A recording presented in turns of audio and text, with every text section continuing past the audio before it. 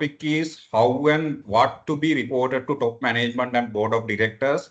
To present this, we invited Dilusha Karunaratne, CISO of LOLC, to present us about this topic.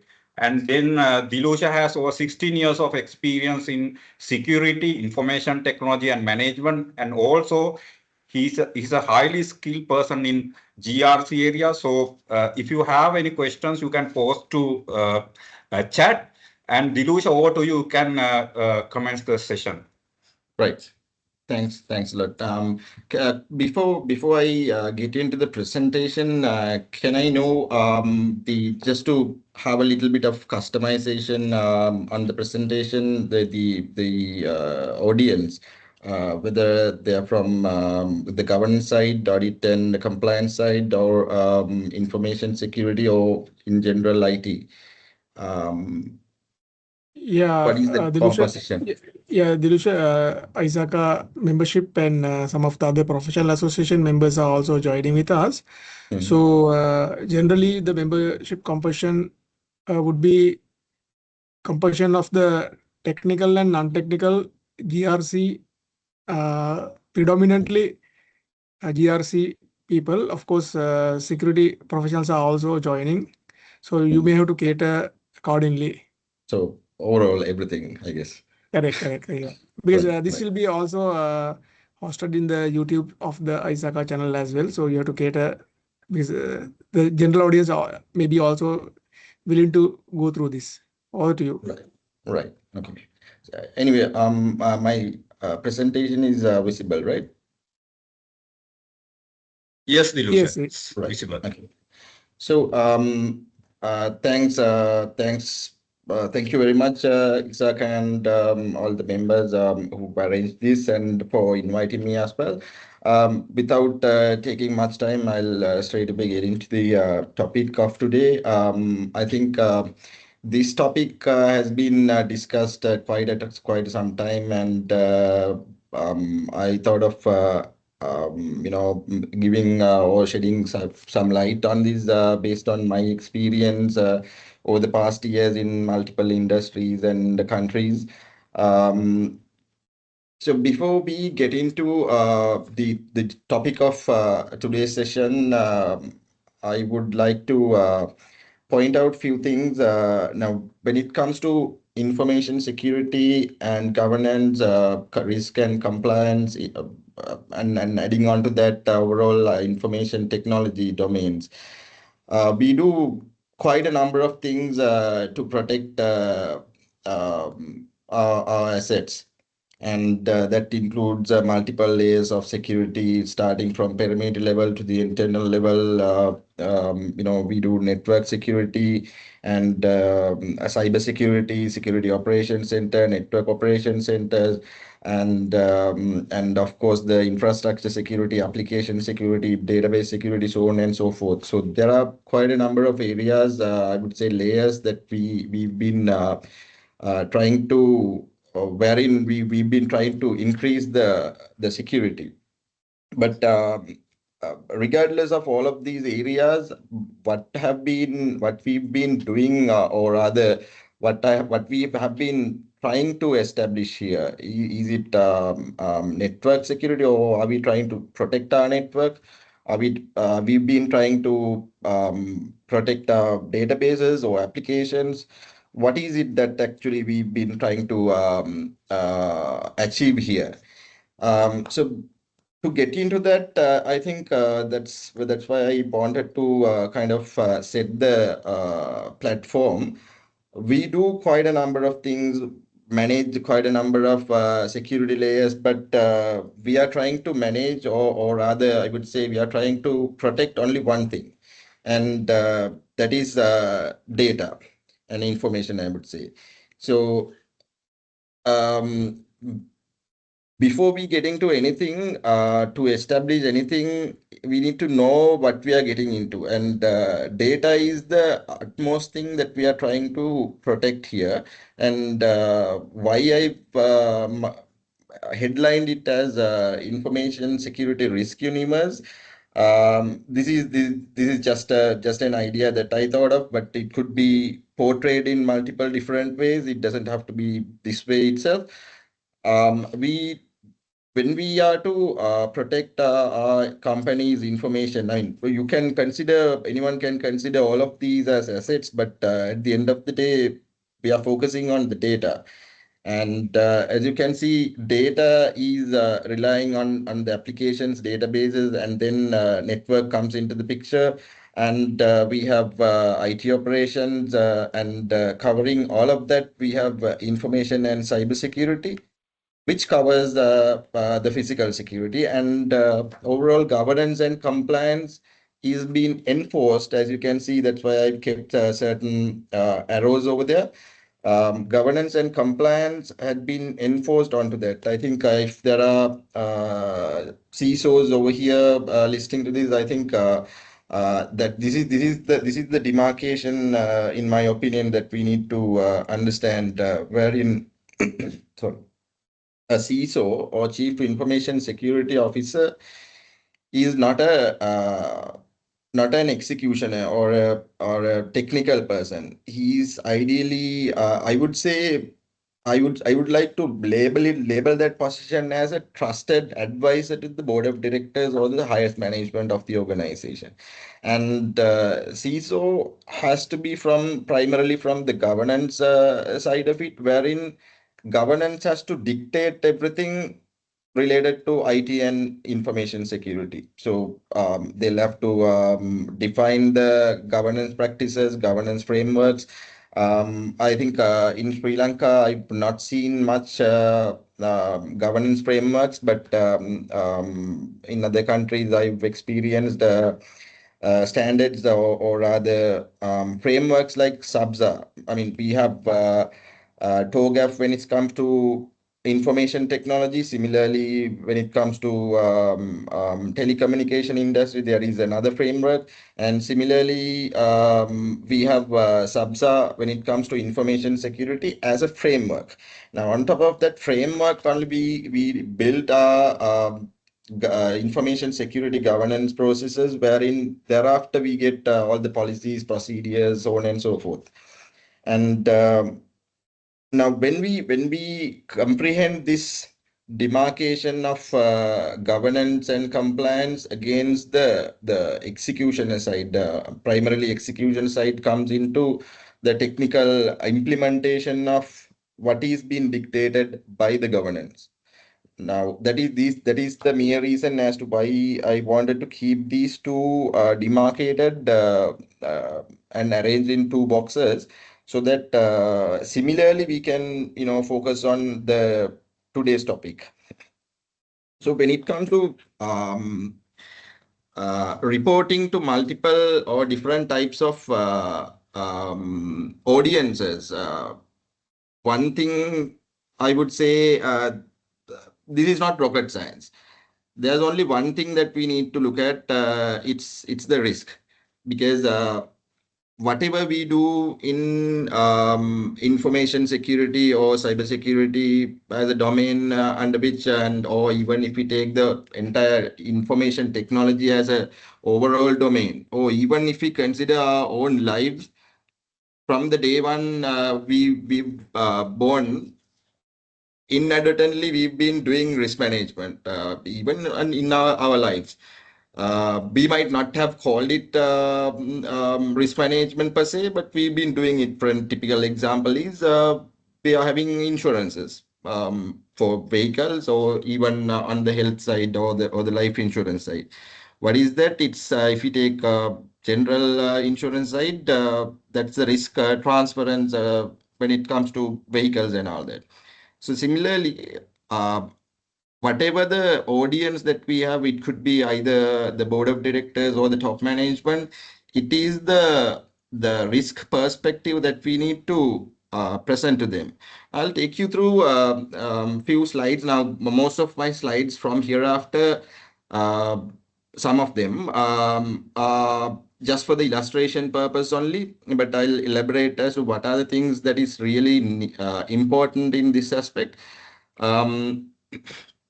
So now there are many ways that we present the posture of an organization, where are we and where we need to go, and how the technologies comes into picture, what sort of layers that we need to consider when it comes to defense in depth.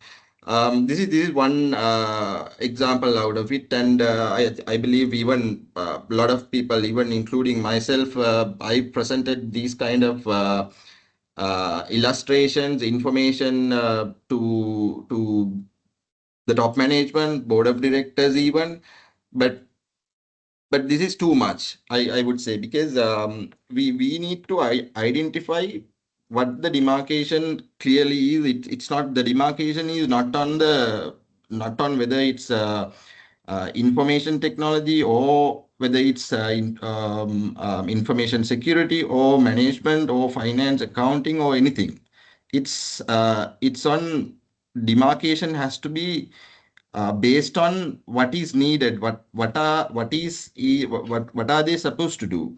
When it comes to I think most of you all agree with me, when it comes to an organization, we used to say, and we still say, the OPEX is a CEO's responsibility, and CAPEX is a, board of directors or the board's responsibility. So what does it mean? Similarly, any other perspective or the risk that we need to look at has to be demarcated based on the need.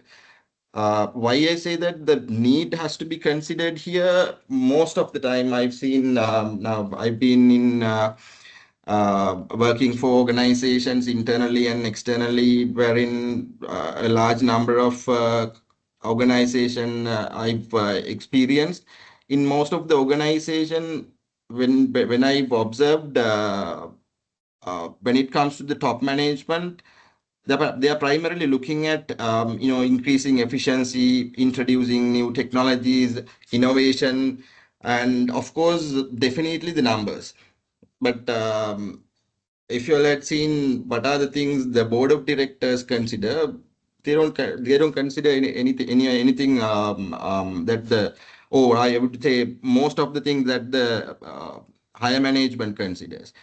But what do they consider? Instead of innovation, they are, efficient in increment, maybe the AI, which is the larger or widely spoken topic these days. Instead of these topics, what does the board look at? They look at, of course, the numbers, just like the higher management. But apart from that, the main thing that they look at is the risk. Why? It's because they are based on what is needed and where are we and what could go wrong. So these are the things always that comes into the mind of board of directors. So with that, in that respect, if we present all of these information that you all are seeing in this particular dashboard, or a posture report, uh, I would say almost near 99% of these information would be not understandable to them, and would be jargon to them, unless of course there are representatives in the board who's from pure IT and information security background, having a long career in that respect. Otherwise, they will not understand. But the language they understand is definitely the risk. But if we can translate any of these things, any of these items that are there, that you all can see in this dashboard, or this illustration, if we can convert it into a or if we can present it in a risk perspective, that would be the language that they can understand. Now, for an example, if we take multi-factor authentication, definitely we being in the industry, we will understand. They might not understand, but what would be the repercussion or the risk or the impact if we don't have this? That is something they will comprehend and they will easily understand. So this is where we have to draw the boundary, or need to have the demarcation. Now, similarly, now this information, now this is one of the prominent incidents across the globe. I think up to my knowledge, is the this is one of the largest heist, I would say, in the history of mankind. But yet, if you present it in this way, board of directors will not understand this.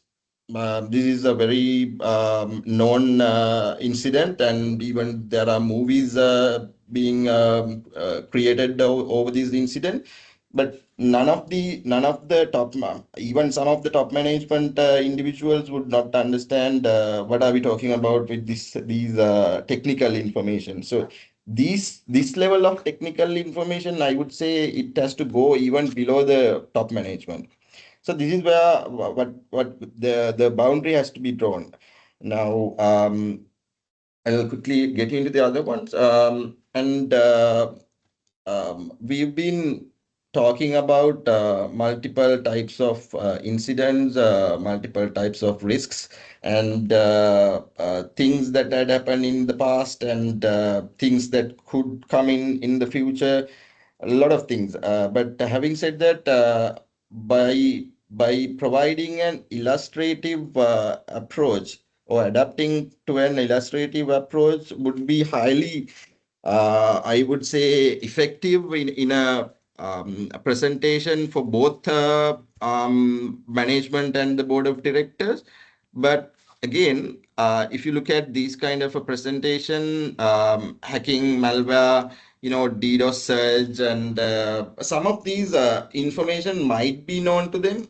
But I would say still, even for the top management or the highest management and the board of directors might not understand all of these things. But then how do we translate this into different audiences?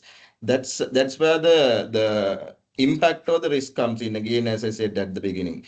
So if you look at these things, these information now, that this is a very emerging side of risks in the information and cybersecurity domain. I think nowadays, with the AI cyclone that is happening across the globe, I think probably most of us might have seen what sort of deep fake deception that has been there. Even some of the things we cannot demarcate or clearly identify whether it's real or fake. Now, what is the point in here? Now, do we need to present these kind of information to the board of directors? Yes, I would say. Again, it's not because of the technical jargon over here. It's because of the trend, new things that are there out in the market, or out in the risk universe. Because people, or rather the top management as well as the board of directors, needs to know what is coming in near future. Now, biometric fakes and fake people, this is happening most of them, not may not be that frequent in Sri Lanka. Now, if you look at about 4 to 5 years ago, we didn't hear much about ransomware. And what is happening nowadays?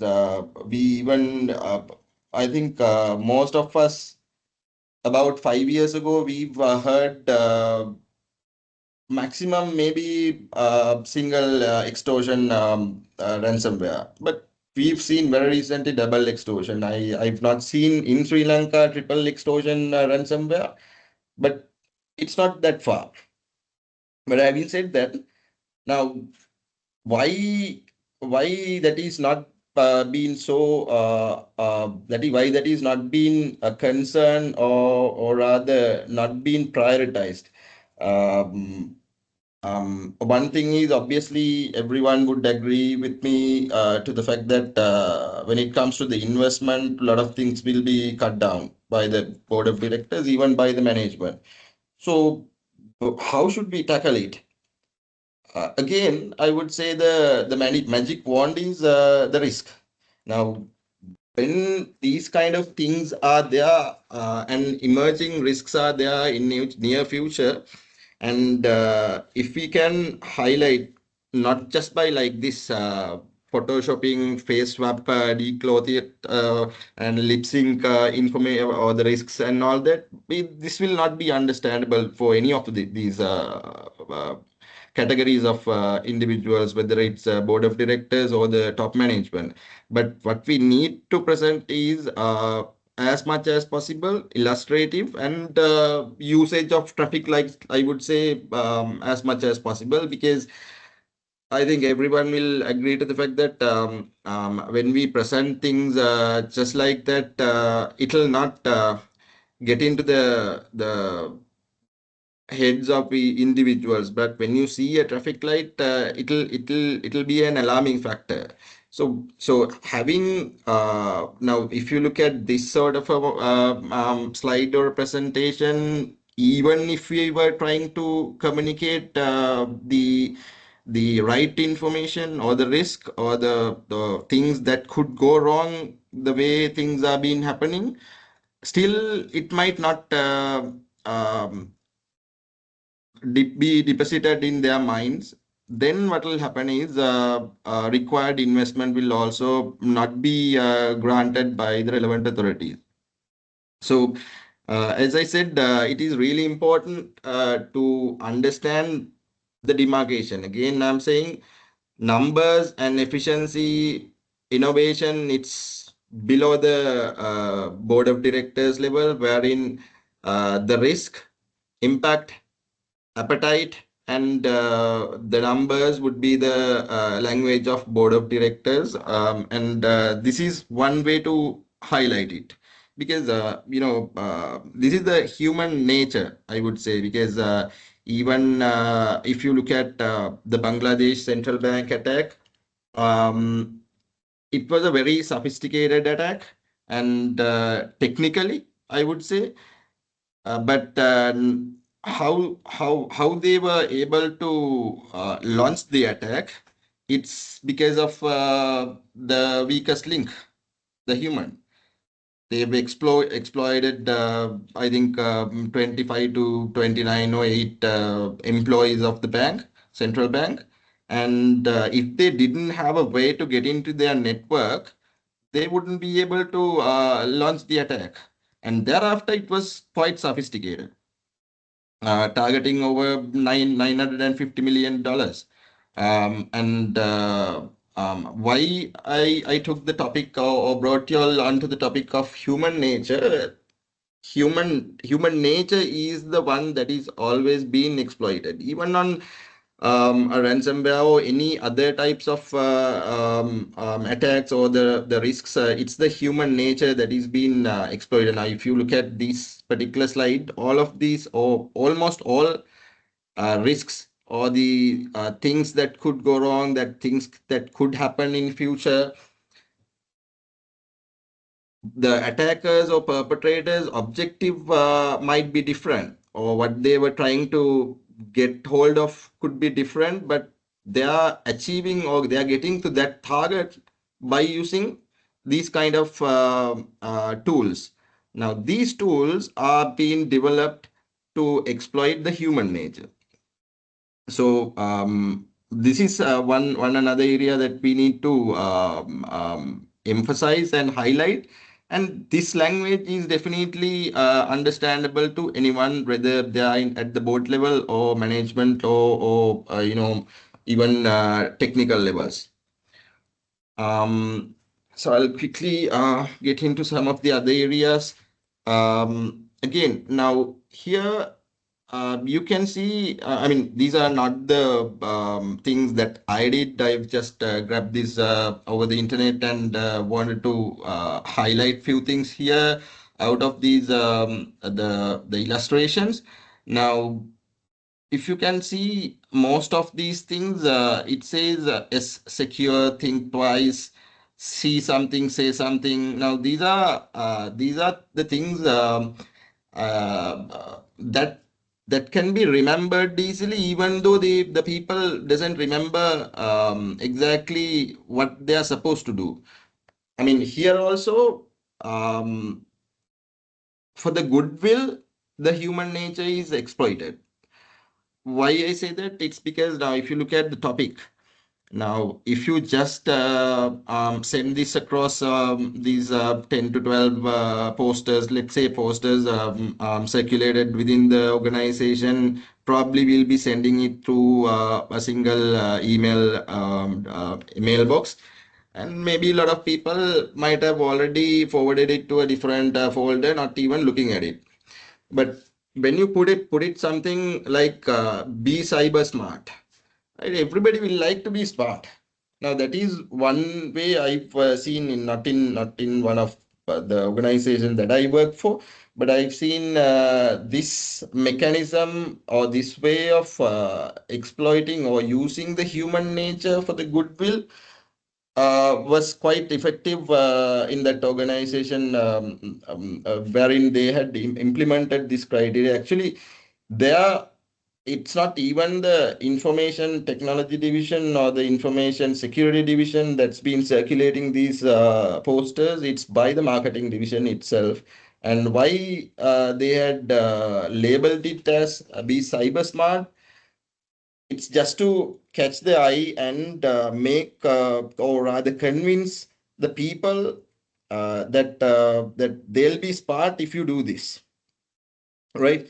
So again, this is one demarcation, and this demarcation, or I would say this is applicable across the organization, regardless of whether it's whether the individuals are in the board level or even below.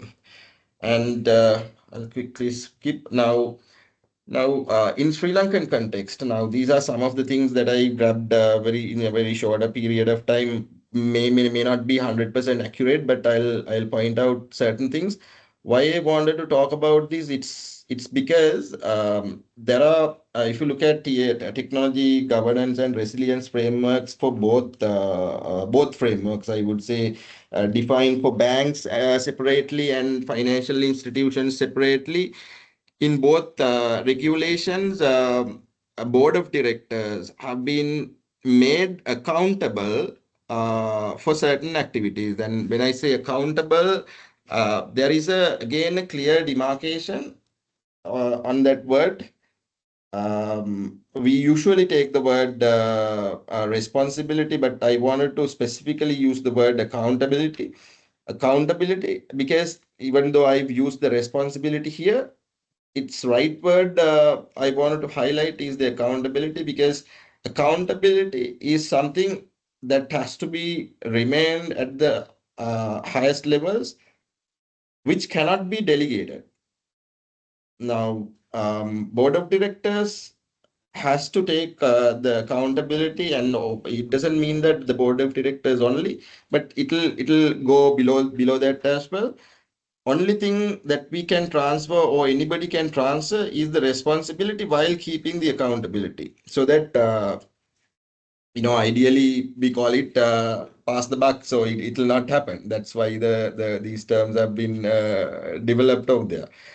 And let me take you through a couple of things. These are the standard ones that I just pulled out from the regulations. Now here, these are some of the information. You don't need to really focus on the information, but the presentation and what sort of information has been presented regardless of the accuracy of it. Now, as you can see, for the management, efficiency, optimization, OPEX, business alignment, these are the things that goes day in and out. But when it comes to the board, risk appetite, how do we define this?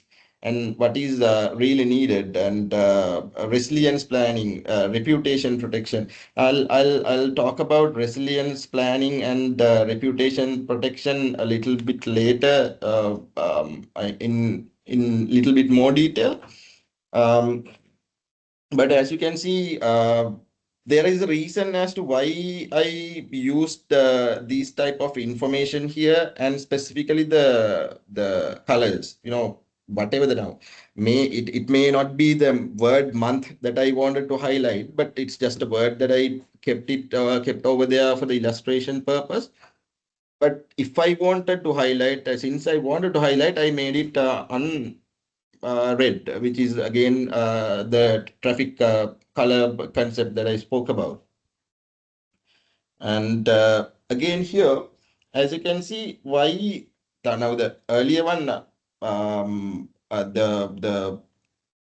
the header goes in blue, but here it goes in red because simply because I wanted to make or give prominence to this slide than the other ones, because I've seen this very oftenly, and even some of the times I've used this methodology or the concept by myself, and it was very effective with the board of directors, because as I said, it's not just about the traffic color lights. If you look at I think people from the governance, risk, and compliance side, they would straight away understand the term or the methods that we use in risk management, specifically when it comes to heat map. Now, when it comes to heat map, what is there? It is again the traffic lights, red, amber, up to the greenish level.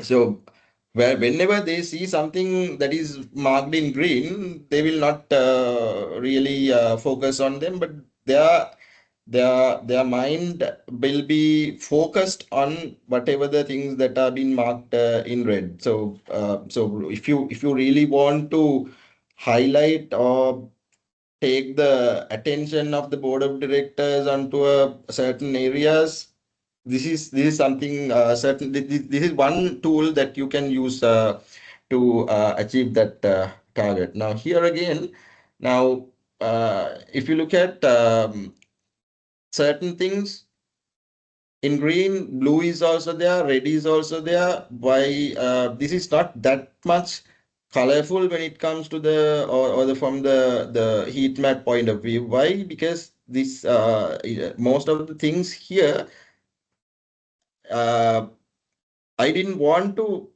make it the most prominent thing, because I wanted to make or prioritize or take the attention towards certain other things, like just like the previous slide. Now, then again, here I'll talk about the parts that I kept on hold earlier, resilience and the reputation. Now, resilience is we I think the people from security or the technical side, risk side, governance side, and the compliance side, since the day one in this industry, and also whenever we are trying to implement something or trying to achieve something, we always go for prevention. I mean, we used to say prevention is the better thing over the detection, because detection is just a detection, and what can we do about it? But having said that, can we go or achieve the prevention 100%? It is something I would say everyone would agree to the fact that it is not it'll be never achievable 100%, unless of course we have, or rather, I would say we are in the terminate age, wherein we have a very sophisticated machine learning and AI capabilities, wherein we can predict the future and work accordingly. But unfortunately, we have not reached that level so far.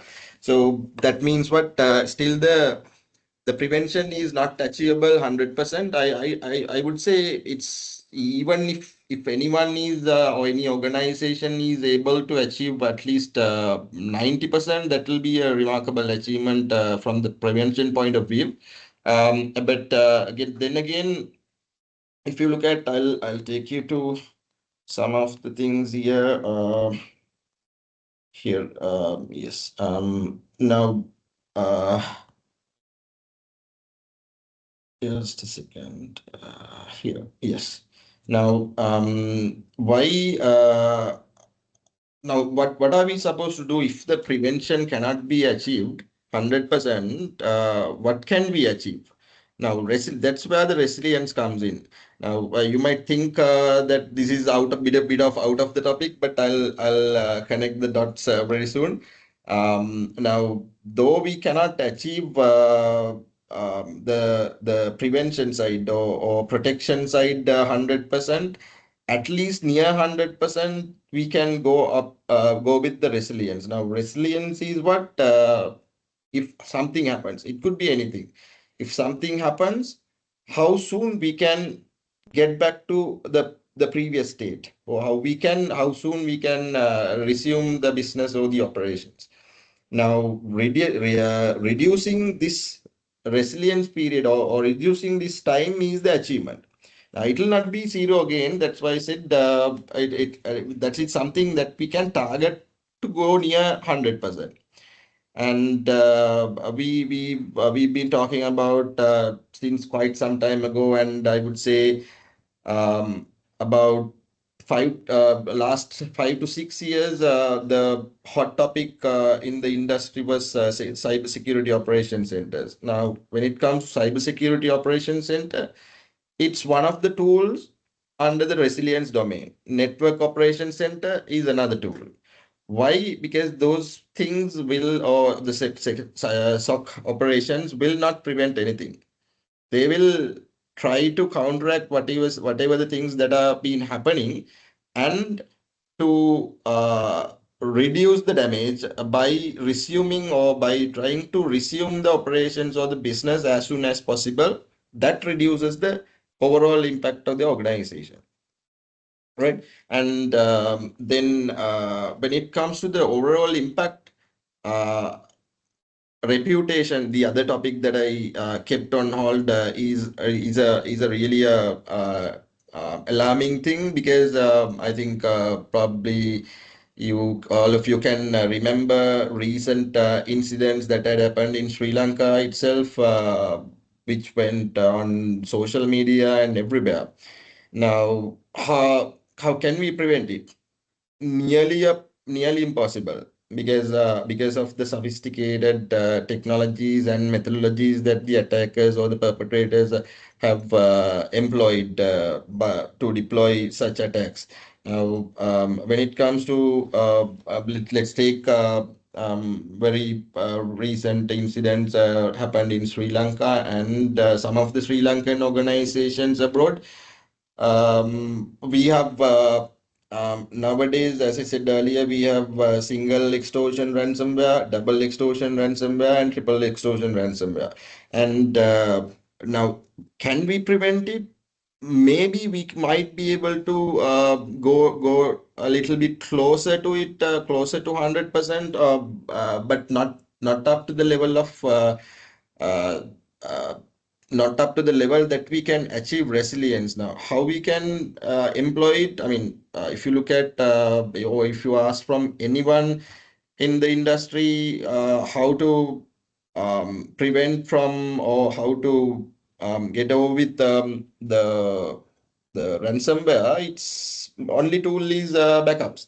Now, backups also can be encrypted by the attackers. So by having air gap mechanisms like air gap, these are not technologies, I would say. These are just concepts that can be embedded into the technology. Things like air gap, file entropy can, or rather, I would say, collection of, or rather, if you take both these two concepts together and implemented within technologies, yes, up to certain level, we might be able to uh, safeguard ourselves from ransomware. But then again, if it is a double extortion or triple extortion, it's going to be really difficult. Now, what is the highest damage that it can do when it comes to either double or triple extortions? In single extortions, our data will be encrypted, and if luckily if we have backups, we can resume the business. That's it. And if it is a double extortion, it will be published somewhere else, so that everyone will know, other than the data that's been kept encrypted within the organization. And when it comes to the triple extortion, even there'll be a denial of service on top of first two. So the second is the most second and third would give you the highest damage is not because of the organization's data is being encrypted or we don't have access to data. It's because of the damage to the brand name and reputation. Now, this is where I actually wanted to get into when it comes to the demarcation and what sort of information that we should present to the board of directors separately and the management separately. Now, when it comes to these kind of um, brand damage to the brand name and reputation. Now, how do we overcome this? Can we prevent it, or can we overcome this? There can be technologies. I've seen some of the technologies there which can up to very close level it can be prevented, but you'll have to change the entire approach of how you think, how the organization think. Now, as I said at the beginning, we always try to protect things. Now we use classification, DLP, and literally we try to prevent the leakage of information. Why? If the information is leakage or leaked, then it will be a damage to the reputation and the brand name of the organization. So should we really do that? Do we have any other options? Now, these are the things, being in the industry, in my opinion, we should do some research and identify, and even maybe to build some new concepts which can be converted into or embedded into technologies. Now, for an example, why do we need to always protect the data? What is the impact? What could go wrong? Now, in most of these incidents, but whether it's ransomware or otherwise, and as I said at the beginning of the presentation, what are we trying to protect here? It's the data, right? So how do we want to protect the data? Is the only way to protect the data is by keeping it to ourselves, putting so many layers of security or boundaries or gates and all that, and trying to prevent any attackers or perpetrators not to provide or not to have access to these information or the data. Now, that is, I would say, the approach or the perspective that we've been adopted so far. What if we, or rather, what is the purpose of perpetrators or the attackers by having these information? They'll be using it for multiple or various ways. Let's say one is, of course, ransom, to demand a ransom. If it is not given, they'll be obviously use it again on the second extortion by threatening to publish such information leakages. Right now, again, publishing such things, again, a use of those or that piece of information that was belong to us. Now, for that, we've been trying to protect it. What if we have a mechanism, even if the data is outside, or even if the data is encrypted and we don't have the encryption keys, but still, if we have a mechanism to make that piece of information not usable, right? So that is again a perspective, and yes, there are concepts and technologies built in the world to achieve these things, but most of us may not be aware of things. I'm sure the board of directors might not be aware of these kind of information. So this is where I wanted to get at. So we being in the industry, I think we need to focus, or rather change our mindset, because what attackers does is, I think most of y'all might have heard and remember Heen Saraya, and this is an example that was taken by one of the Sri Lankans. Unfortunately, not in the country now, but he's one of the greatest hackers hackers in the world, and the best I've ever seen. And he himself took Himsaraya book as an example. And why is that? It's because it's always not the most highest sophisticated thing that the attackers employ to launch an attack or even make a damage to the organization. It's the smallest thing. I mean, the simplest and most widely used approach is the spam emails. And even the Bangladesh central bank, I would say that's where the gate was open for the attackers to get into the network. And these small things that we miss out most of the time. And when we know about these things, I think these are the things that we need to really focus on from the security professionals point of view, as well as to highlight to the board as to what sort of things that we can do. Now, you all might still be wondering as to what we can do when it comes to the brand name and reputation. I would say there are quite a number of things that we can do, and now I've seen in the even in Sri Lanka, yes, there are certain concepts that has been employed by organizations and by individuals to protect from these kind of brand name and reputation. Now, these are the things I think this may not be technological, this may not be highly technical, or security may be not even involved at all, but these things can I wouldn't say prevent, or it does make the damage zero when it comes to brand name and reputation, but it can reduce dramatically. Now, what are those concepts? I've seen some of the security service providers in the Asian region have these kind of services wherein what they do is, I mean, y'all might have heard when it comes to social media presence and how it works, and it's really difficult to take down a post particularly. But if there is a website takedown process, is not that so difficult. So but most of the time it is not on the website level or the domain level. It'll be on the social media level, wherein we cannot directly take down any bad or adverse affected posts or information that are presented or posted against the organization.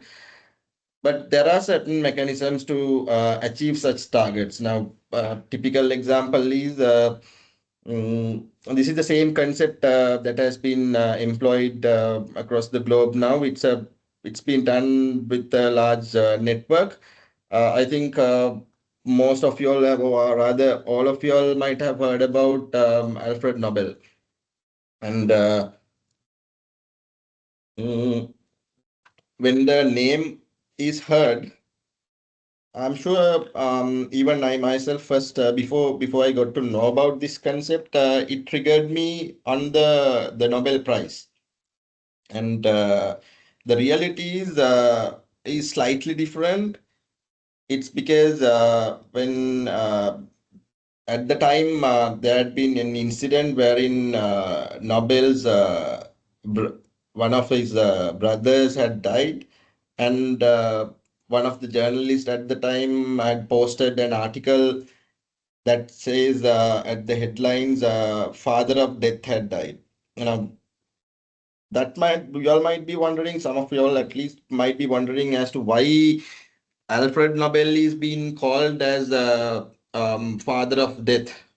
It's because he's the one who found dynamite. He's the father of dynamite before he became the father of Nobel Prize. What was the intention then? Because he realized that even after his death, people will remember him as the father of death, not as anyone else. So he wanted to change that perspective. So in order to change that perspective, he exploited the weakness of humans again. What did he do? He introduced on top of that the Nobel Peace Prize. And when I told this story to most of the people, what they I think if I take an example, if I had spoken about this story with 50 people, nearly 43 people only spoke about the Nobel Prize, not the gunpowder side. So why is that? Because that's what was portrayed thereafter and planted on our heads, so that we will remember only the Nobel Peace Prize, very little on the dynamite side.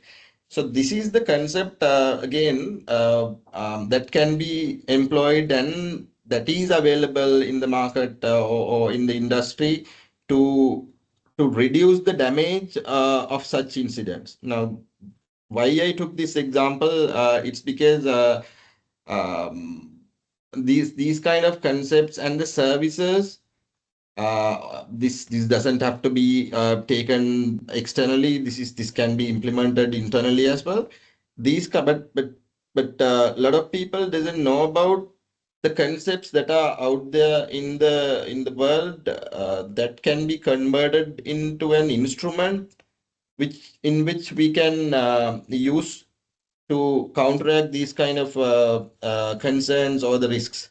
Now, being in the information and cybersecurity industry, I think this is where we need to focus on when we present certain things to the board of directors and the management. Now, obviously, I would say even most of you all agree with me to the fact that the last concept that I spoke about, it would be really vital to the board of directors more than the management and the staff below that, because the management or the board of directors mindset is floated across risks and numbers and the damage to the brand name. As I said, so Dilusha, yeah, Dilusha here, Asanka, you have another around 4 to 5 minutes, okay? right. Maximum. I'm Yeah. almost Please done. I carry on. think this is the end of it. I was actually about to say we can go for any questions if Yeah, anyone that's why. is having. Otherwise, we would not have any time for Q&A. Yes, Yeah, you can yes. finish. You can take another No, two, 3 minutes actually, and this is finish. this is the last point that I wanted to end the session with. The fact that we need to really focus on the content that the board of directors really need, and keep the rest of the content of information to the top management and the staff below. So that's all about it. So we can get into any questions if anyone is having. Yes, Dilusha, there is one question. Uh, I'll read out 3 things that most challenging for you as a CISO in a conglomerate. Okay, so what are the 3 things challenge for you when you work with board of directors as a CISO? Uh, that question itself is challenging because Yeah. because the conglomerates, different conglomerates operates in so many different ways. Now, certain conglomerates, even though they are within a group of companies, and they operate as group of companies and subsidiaries, wherein when it comes to certain organizations, they operate on shared services model. Now, if you take even Sri Lankan Airlines, it's working on a shared services model. So when it comes to shared services model and the other models that we have, these challenges are also different. Now, why I say that is because if things are centralized to certain companies or functions, then the challenges are much higher than it's been decentralized because your scope of work is quite large. Now, for an example, now in our context, if I may say, when it comes to the cybersecurity side or the cybersecurity function, if I take it as a single unit, that is serving to almost all subsidiaries within Sri Lanka and across the globe of the group of companies. So you can imagine the sudden increment in the scope, and then so that is one thing, one or other, I would say the most biggest challenge.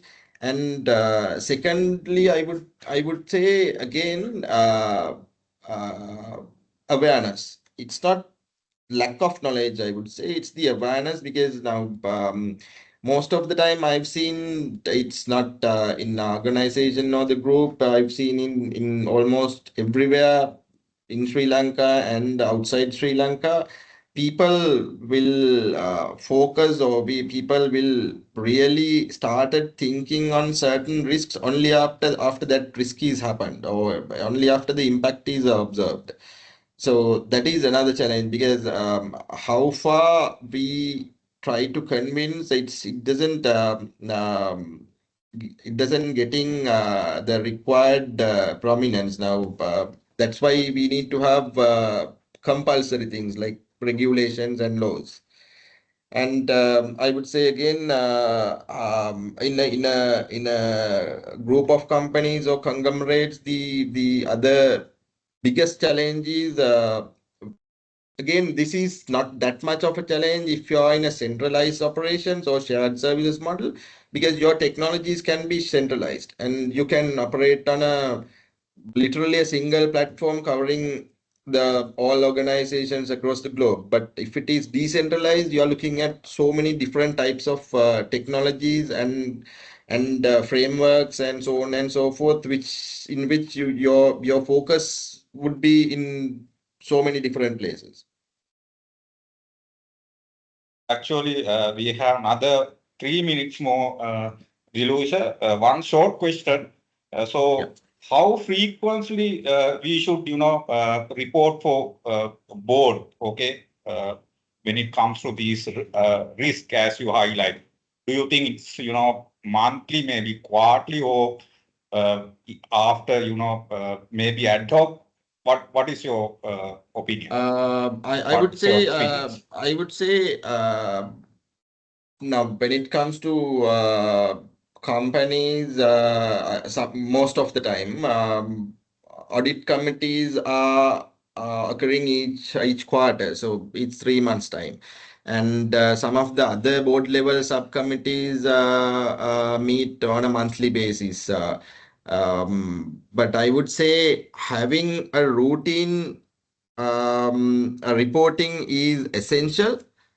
I would say compulsory, but at the same time, ad hoc reporting has to be there for sure. Because let's say, uh, literally, for an example, if a company has adapted to have the reporting on a quarterly basis, and if certain pressing matters are going on, whether it's an incident that had already occurred, which needs to be communicated, and certain maybe actions need to be taken, or maybe sudden emergence of a socio-economic thing, that wherein we need to strengthen our defenses, which has to be communicated, which we cannot wait until the next cycle comes in. Now, typical example is when it comes to COVID, we all had to go on remote working, and that introduced a lot of other security vulnerabilities, which we had to immediately address. So I think it depends, actually, the question or the answer.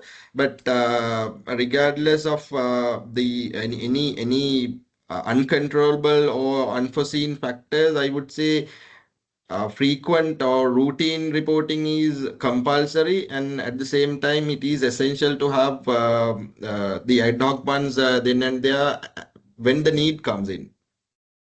Okay, thank you very much, Dilusha, enlightening our ISACA members with your knowledge and experience. Most So welcome. this is the maximum time we can go.